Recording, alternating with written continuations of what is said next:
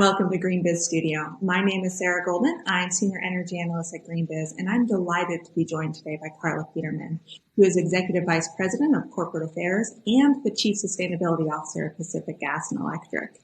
And I'll also note that before working at Pacific Gas and Electric, Carla has worked at Southern California Edison. She's also been a commissioner at the California Public Utilities Commission and a commissioner at the California Energy Commission, in addition to working with the California Catastrophic Wildfire Cost and Recovery Commission. And I mention all of those things because I can't think of a better person to be talking to about the grid in California and how we keep it resilient. So Carla, welcome. Thank you for joining me.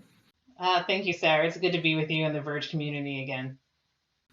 So to start out, I want to know that as a utility, what are the climate trends that you need to adapt to? Well, PG&E is the biggest utility in California, so our infrastructure spans 70,000 square miles, so we face a variety of climate challenges.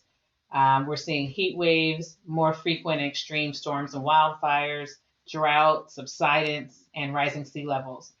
To give you one more example, 100% of California is experiencing drought right now, and we're continuing to see the increase in wildfire risk and a longer wildfire season.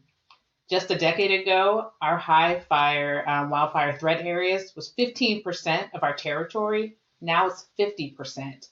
So that means 1/3 of the power lines that we use to serve our customers are in areas that are high fire threat districts. That is a lot to have to juggle. How are you balancing resiliency and keeping people's power on with the need to also decarbonize? California, of course, has a goal to reach 100% carbon-free energy. And then there's also this thing that's happening, these public safety power shutoffs where you're depowering lines to avoid the risk of additional wildfires. And so what are you thinking about right now to ensure that communities are getting the power they need and we're moving towards a cleaner grid? So, you really hit upon it. We're focusing on both. We have to address climate change, mitigate greenhouse gases, and we also have to invest in adaptation and resiliency. And because we're just seeing the impacts across our territory. So we're focusing on both, and we're also looking for those opportunities that can address both issues. So one of the areas we're really excited about is electric vehicles. We really see electric vehicles as the way to reduce greenhouse gases from the transportation sector, which is the biggest source in California. And we also see the role for EVs to support reliability.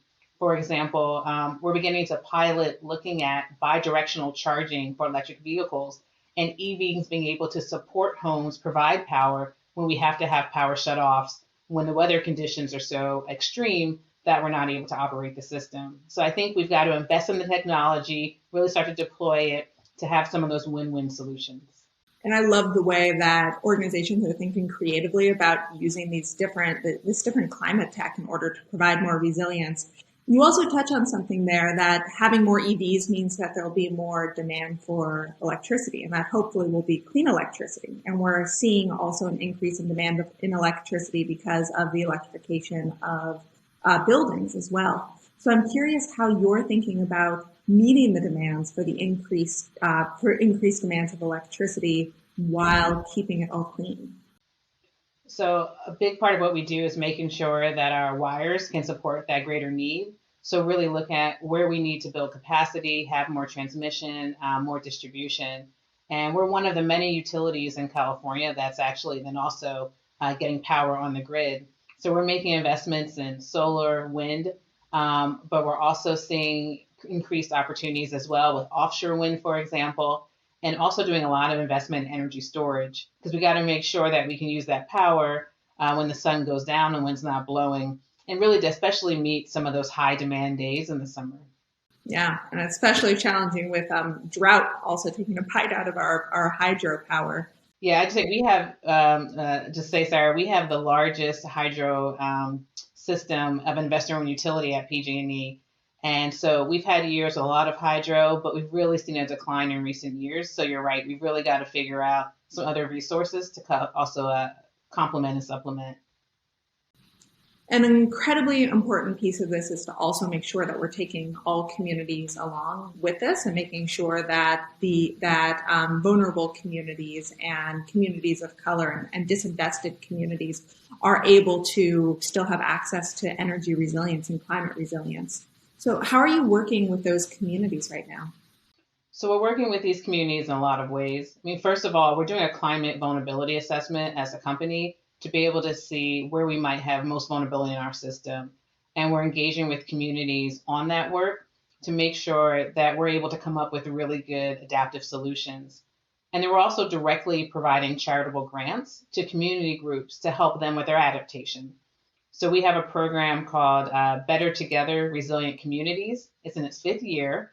And each year we provide four different $100,000 grants to support local initiatives to build climate resilience.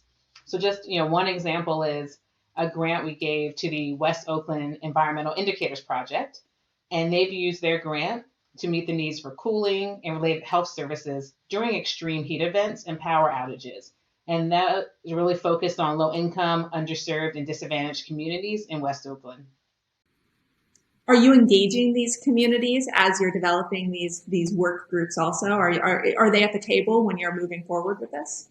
They are, particularly, going back to our climate vulnerability assessment, a key part of that is having a community engagement plan. So we're just launching that effort now, and we're going to be doing that through 2023, where we're going to share with the communities, here are the climate hazards we're seeing, here's how we're approaching adaptation, and then understanding what their adaptive capacity is so we can really be prioritizing where we make our investments. Well, Carla, thank you so much for joining me in Green Biz Studio. I know you have a lot going on right now, so I appreciate you taking the time to chat with us today. I appreciate it as well. We can't do any of this alone. The partnerships are so important. And so, really looking forward to partnering with everyone out there in the Verge community.